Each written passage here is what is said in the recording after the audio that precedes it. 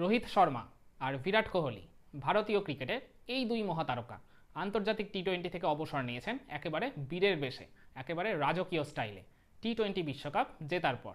কিন্তু এখানে একটা প্রশ্ন থেকে যায়, এই দুই তারকা আসলেই কি অবসর নিতে চেয়েছিলেন আন্তর্জাতিক টি-20 থেকে? চলুন সেটা নিয়ে আজকের এই ভিডিওতে আলোচনা করি। প্রথমেই আসি বিরাট কোহলির কথায়। সেই 2010 সালে আন্তর্জাতিক টি-20তে ডেবিউ হওয়ার পর থেকে 2024 টি-20 বিশ্বকাপের আগ পর্যন্ত তিনি সর্বমোট 5টি টি-20 বিশ্বকাপ খেলেছিলেন। এটা ছিল তার 6 নম্বর আসর। তো এই 5 বিশ্বকাপের মধ্যে 3 আসরেই তিনি হাইয়েস্ট রান গেটার হয়েছিলেন, আবার তার মধ্যে 2 আসরে 2014 আর 2016 এডিশনে তিনি প্লেয়ার অফ দ্য টুর্নামেন্টও সিলেক্ট হয়েছিলেন। এছাড়াও এই বিশ্বকাপের আগ পর্যন্ত তিনি ছিলেন একমাত্র প্লেয়ার যিনি দীর্ঘ 7-8 বছর ধরে 50+ অ্যাভারেজ টি-20 ফরম্যাটে কন্টিনিউয়াসলি মেনটেন করে গেছেন। এটা কিন্তু কোনো মুখের কথা নয়। এছাড়াও হায়েস্ট 50+ রানের রেকর্ডটাও কিন্তু তারই দখলে ছিল। তো এই রকম ক্যালিবারের একজন ব্যাটসম্যান বিশ্বকাপ দলে যে জায়গা পাবেনি এটাই তো স্বাভাবিক, তাই না? কিন্তু গোলযোগটা বাঁধে অন্য এক জায়গায়। এই বছর আইপিএল শুরুর ঠিক 1-1.5 মাস আগে, যেখানে চিফ সিলেক্টর অজিত আগারকার একটা ইন্টারভিউতে বলেছিলেন যে বিরাট কোহলি এই বছর টি-20 বিশ্বকাপের দলে জায়গা পাবেন কি পাবেন না সেটা পুরোটাই নির্ভর করবে এই বছর তার আইপিএলের পারফরমেন্সের উপর ডিপেন্ড করে। মানে যদি তিনি পারফর্ম করেন তাহলে দলে জায়গা পাবেন, আর যদি পারফর্ম না করতে পারেন তাহলে স্বাভাবিকভাবেই দলে থাকবেন না। তো আগারকারের এই মন্তব্যের পর দেশে বিদেশে থাকা কোহলির বিভিন্ন ফ্যানেরা তার একেবারে মুন্ডপাত করতে থাকে। সোশ্যাল মিডিয়ায় তাকে একবারে তুমুল ট্রোল করতে শুরু করে দেয় যে আগারকার কোহলিকে নিয়ে এরকম একটা মন্তব্য কিভাবে করতে পারলেন, যেখানে কোহলির এত ভালো পারফরমেন্স, এত ভালো তার অতীত রেকর্ড, সেখানে কোহলি বিশ্বকাপ দলে থাকবেনি, এটাই তো স্বাভাবিক, তাই না? তো যাই হোক, কোহলি এই সমস্ত কিছু আর কি মানে বিষয়কে উপেক্ষা করে তিনি তার সমস্ত আর কি জবাব দিলেন এই আইপিএলের মঞ্চেই তার পারফরমেন্স দিয়ে, যেখানে এই আইপিএলের হাইয়েস্ট রান গেটার হলেন, আর তার ফলস্বরূপ তিনি কমলা টুপিটাও নিজের মাথায় পরে নিলেন। এরপর তো আর বিশ্বকাপ দলে জায়গা পাওয়া নিয়ে তার কোনো রকম কোনো প্রশ্নই ওঠে না। স্বাভাবিকভাবে তিনি ওয়ার্ল্ড কাপ স্কোয়াডে জায়গা পেলেন এবং বিশ্বকাপেও খেলতে গেলেন। তো সবাই ভেবেছিল যে আইপিএলে তিনি যে তুখর ফর্মটা ক্যারি করেছিলেন সেটাই হয়তো বা ওয়ার্ল্ড কাপে গিয়ে ক্যারি করবেন, কিন্তু সবাইকে আমাদের হতাশ করে দিয়ে তিনি প্রথম 7 ম্যাচে করলেন সব মিলিয়ে সর্বমোট 75 রান। যদিও আমি মনে করি যে এখানে বিরাট কোহলির দোষটা পুরোপুরি নয়, কিছুটা টিম ম্যানেজমেন্টের, কিছুটা পিচ কন্ডিশনেরও দোষ ছিল। আমি আসছি সেই প্রসঙ্গে।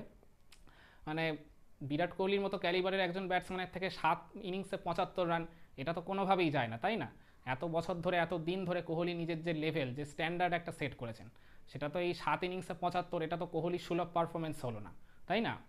হ্যাঁ, এবার আমি যেটা বলছিলাম যে এই পারফরমেন্সের জন্য দায়ী কিছুটা হচ্ছে পিচ কন্ডিশন।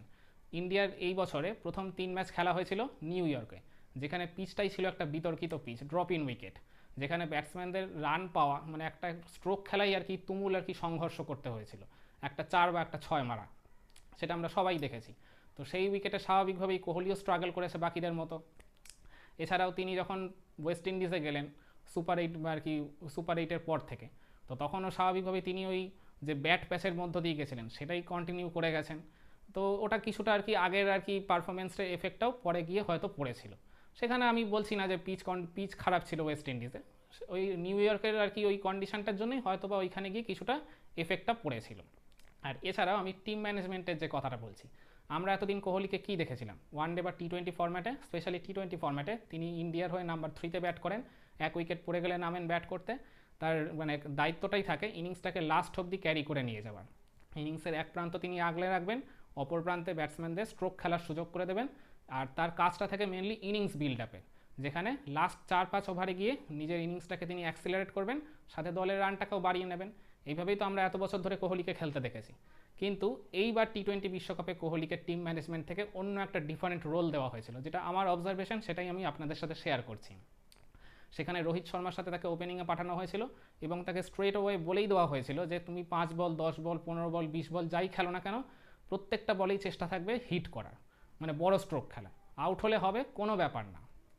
তো স্বাভাবিকভাবে আমরা দেখেছি কোহলি আর কি প্রথম 2-3 বলের মধ্যেই আর কি বড় স্ট্রোক খেলতে গিয়ে আউট হয়েছে, এরকম আমরা অনেকগুলো ইনিংসেই দেখেছি, যেটা আমরা কোহলিকে এর আগে কখনোই দেখিনি। তিনি একটুখানি প্রথমে ব্যাট করতে আসেন, একটু সেট, কয়েক বল খেলে একটু সেট হন, তারপরে গিয়ে আর কি আস্তে আস্তে নিজের খোলস থেকে বেরোতে থাকেন। এই তো এইরকমভাবে তো কোহলি এই বছর আর কি তাকে টিম ম্যানেজমেন্ট রোলটা দেয়নি। তো স্বাভাবিকভাবে নিজের মানে যে স্বাভাবিক খেলাটা সেটাও তিনি খেলতে পারেননি, যার ফলস্বরূপ তিনি এই 7 ইনিংসে 75 করেছিলেন। তো যাই হোক, কোহলিকে নিয়ে এবার ট্রোলও শুরু হলো, ইভেন আমি নিজেও কয়েকটা আর কি আমার বন্ধুদের সাথে আলোচনায় বলেছিলাম যে কোহলি যখন ওপেনে পারছে না তখন তাকে নাম্বার 3-তে ব্যাট করাতে, কিন্তু টিম ম্যানেজমেন্টে একদম অনড় ছিল কোহলিকে ওপেনই করবে, ও মানে ওপেনই করাবে তাকে দিয়ে। তো স্বাভাবিকভাবেই কোহলি আর কি প্রথম 7 ইনিংসে ফ্লপ করার পর ফাইনালে গিয়ে তার মানে সেই সব সমালোচনার জবাবটা দিলেন। 7 ইনিংস মিলিয়ে যেখানে করলেন 75, ফাইনালে একটা ইনিংসেই করলেন 76 রান। এবং শুধু 76 রানটাই নয়, সেখানে টিমকে একটা চরম বিপদের মুখ থেকে তিনি উদ্ধার করে আর কি একটা টিমকে ভদ্রস্থ করেও পৌঁছে দিয়েছিলেন। তো আমরা দেখেছিলাম পাওয়ার প্লের মধ্যে 3-3টা উইকেট চলে গেছিলো। তো তখন আর কোহলি নিজেকে খোলসের মধ্যে ঢুকিয়ে নিলেন, ঠিক সেই ভিনটেজ ফর্মে ফিরে গেলেন। সেই যেখানে আমরা যেরকম দেখেছি আর কি ইনিংসটাকে আর কি আস্তে আস্তে বিল্ড আপ করে লাস্ট 4-5 ওভারে আর কি ইনিংসটাকে আর কি অ্যাক্সিলারেট করা, ঠিক ওই সেম কাজটাই তিনি কোহলি করেছিলেন। আকসার প্যাটেল বলুন বা শিবম দুবেকে বলুন, অপর প্রান্ত থেকে স্ট্রোক খেলার মতো সুযোগ করে দিয়েছিলেন আর নিজে একটা প্রান্ত আগলে রেখেছিলেন। তো যাই হোক, তো তিনি 76 রানের ইনিংসটা খেলে শুধু খেললেনই না, ফাইনালে তিনি ম্যান অফ দ্য ম্যাচও পেলেন। তো সেইখানে পুরস্কার বিতরণী অনুষ্ঠানে তিনি প্রাইজ নিতে এসেই আন্তর্জাতিক টি-20 থেকে তার অবসরের ঘোষণাটাও একেবারে রাজকীয়ভাবে ঘোষণা করে দিলেন। এবং তিনি হর্ষ ভোগলেকে ওই ইন্টারভিউতে বলছিলেন আর কি কথোপকথনের মাঝে যে it's an open secret to all about my retirement, এইরকম টাইপেরই কিছু একটা বলেছিল।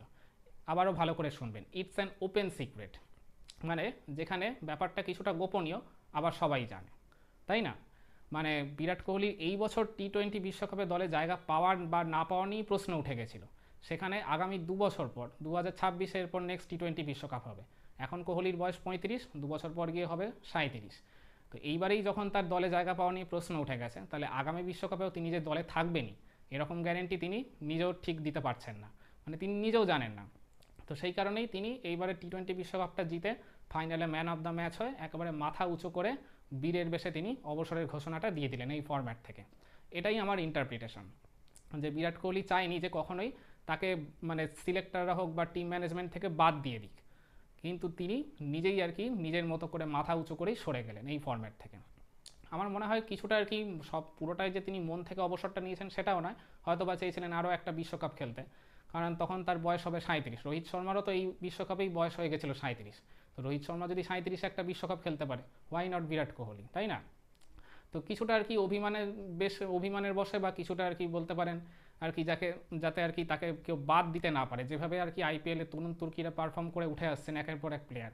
তো সেখানে ওই 2 বছর পর গিয়ে ওই তরুণদের সাথে কম্পিট করে আর কি তিনি দলে জায়গা পাবেন কিনা, সেই আর কি সব মিলিয়ে আর কি একটা চিন্তা ভাবনা করে তিনি এই বিশ্বকাপের মঞ্চ থেকেই অবসরের ঘোষণাটা দিয়ে দিলেন। এটাই হচ্ছে কোহলিকে নিয়ে আমার ইন্টারপ্রিটেশন তার অবসর নিয়ে। এইবার আসি রোহিত শর্মার প্রসঙ্গে। সেই রোহিত শর্মারও আন্তর্জাতিক টি-20-তে ডেবিউ হয়েছিল 2007 সালে, যেবারে ভারত প্রথম বিশ্বকাপ জিতেছিল। ওই বিশ্বকাপের মঞ্চেই তার ডেবিউ হয়েছিল সাউথ আফ্রিকার এগেনস্টে। আর ওই ডেবিউ ম্যাচেই তিনি 50 অড রানের একটা ইনিংস খেলেছিলেন, খুব ভাইটাল ছিল ওই ইনিংসটা। আর এছাড়া ওই বছর ফাইনালেও পাকিস্তানের এগেনস্টে তিনি 30 অড রানের একটা ইনিংস খেলেছিলেন, ওটাও ছিল খুব গুরুত্বপূর্ণ একটা ইনিংস। যাই হোক, ওখান থেকেই রোহিত শর্মার উত্থান হয়েছিল। আর রোহিত শর্মাই হচ্ছে এই দুজন প্লেয়ারের মধ্যে একজন প্লেয়ার যিনি 2007 থেকে 2024 এই 9খানা টি-20 বিশ্বকাপের প্রত্যেকটা আসরই খেলে গেছেন। তো এইবারের বিশ্বকাপেও আর কি রোহিত শর্মা আসার আগে একটা ইন্টারভিউতে বলেছিলেন যে টি-20 ফরম্যাট থেকে অবসর নেওয়ার কোনো রকম চিন্তাভাবনা এখন তার মধ্যে নেই। এটা আইপিএলেরও সম্ভবত আগেই হয়তো বলেছিলেন, কিন্তু আইপিএলে তার ফর্মটা আমরা দেখেছি, যদিও একটা সেঞ্চুরি করেছিলেন কিন্তু খুব একটা ভালো যায়নি। এছাড়াও হার্দিক পান্ডিয়ার সাথে তার ক্যাপ্টেন্সি নিয়ে তুমুল বিতর্ক হয়েছিল, আলোচনা সমালোচনা, কেউ রোহিতের পক্ষে কেউ হার্দিকের পক্ষে, আর কি সব মিলিয়ে একটা আর কি তিনিও প্রবল চাপের মধ্যেই ছিলেন বলতে গেলে। তো বিশ্বকাপ দলে এলেন টিম নিয়ে, তো সেখানে আর কি তারা পারফর্মও করলেন ঠিকঠাকভাবে। রোহিত শর্মা আর কি মানে ইনিংস ওপেন করতে নেবে প্রথম দিকে যে আর কি একদম ফ্লারিশ ওয়েতে যিনি মানে যেটা আর কি খেলতেন, মানে একদম watch and hit the ball এইরকম একটা থিওরিতেই, যেটা আমরা গত বছর ওয়ানডে বিশ্বকাপেও দেখেছিলাম। ওই যে আর কি ফ্লাইং স্টারটা যে তিনি টিমকে এনে দিতেন, ওটাই তো টিমের মধ্যে একটা পজিটিভ টোন সেট করে দিত। ওই ইন্টেন্টেই পরের ব্যাটসম্যানরাও এসে তারপর খেলতে থাকতেন। তো এটা একটা টিমের জন্য খুবই পজিটিভ সাইড ছিল, একটা আর কি ভেরি মাচ পজিটিভ একটা গেম প্ল্যানিং বলতে গেলে।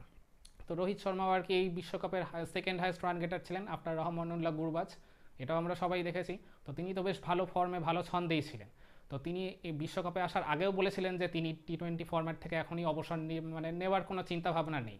তাহলে তিনি বিশ্বকাপ জেতার পর প্রেস কনফারেন্সে কেন অবসরের ঘোষণাটা দিলেন, এটা তো নিয়ে অনেকের মনে প্রশ্ন আসতেই পারে। আমার যেটা আর কি ইন্টারপ্রিটেশন, আমার যেটা মনে হচ্ছে সেটা হচ্ছে গিয়ে বিরাট কোহলি তো তার আগেই অবসরের ঘোষণাটা দিয়ে দিয়েছিলেন ওই ফাইনালের ম্যান অফ দ্য ম্যাচ নিতে গিয়ে।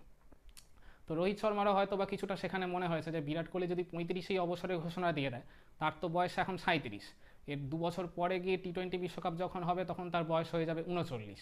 যদিও তিনি ভালো ফর্মে ভালো টাচেই রয়েছেন, বয়স কোনো ফ্যাক্টর নয় এটা আমরা সবাই জানি, কিন্তু তবুও আইপিএলের তরুণরা যেভাবে পারফর্ম করে উঠে আসছেন একের পর এক, তো সেইখানে এই 2 বছর পর গিয়ে রোহিত শর্মা আদৌ দলে জায়গা হবে কি হবে না, যেখানে এক একটা স্পটের জন্যই আর কি কম করে 5-7 জন প্লেয়ারের কম্পিট করে, তো সেখানে রোহিত শর্মা যেখানে এত সিনিয়র একজন প্লেয়ার, তো সব কটা 9খানা বিশ্বকাপ খেলে ফেলেছেন ভারতীয় দলের জার্সি গায়ে, এটা কিন্তু কোনো মুখের কথা নয়, যেখানে এত হিউজ পরিমাণ কম্পিটিশন। তো সেখানে রোহিত শর্মা আর কি ওইটাই আর কি অলমোস্ট মনে করে যে পরের 2 বছর পর আর কি তিনি বিশ্বকাপ দলে জায়গা পাবেন কি পাবেন না, তরুণদের ভিড়ে যদি আর কি মানে দল থেকে যদি তিনি বাদ চলে যান কোনো কারণে, যদিও বা তিনিই বা ক্যাপ্টেন, যদি হয়তো মানে অবসরের ঘোষণাটা না দিয়ে যদি আর কি তিনি থাকতেন, হয়তো বা কে বলতে পারে যে পরের মানে 26 বিশ্বকাপে রোহিত শর্মাই হয়তো ক্যাপ্টেন হয়ে যেতেন না, সেটা হতেও পারতে নাও পারতো, কিন্তু পুরোটাই ডিপেন্ড করতো তার ব্যাটিং ফর্মের উপর বেস করে। যদি তিনি ব্যাটে রান পেতেন তাহলে হয়তো বা দলে জায়গা পেতেন, না পেলে আর কি দল থেকে ছেঁটে যেতেন। তো সেই রিস্কটা রোহিত শর্মাও নিতে চাননি বিরাট কোহলির মতোই, তিনিও বিশ্বকাপ জিতে এই মানে একদম মাথা উঁচু করেই বলতে গেলে অবসরের ঘোষণাটা দিয়ে দিয়েছিলেন। তো যাই হোক, এইটাই হচ্ছে বিরাট কোহলি আর রোহিত শর্মার আন্তর্জাতিক টি-20 থেকে অবসর ঘোষণার, এটা আমার আর কি পুরো সম্পূর্ণ ব্যক্তিগত মতামত। তো আপনারা কি মনে করছেন? তো জানিয়ে দিন আপনাদের মূল্যবান মতামত কমেন্ট করে, আশায় থাকলাম।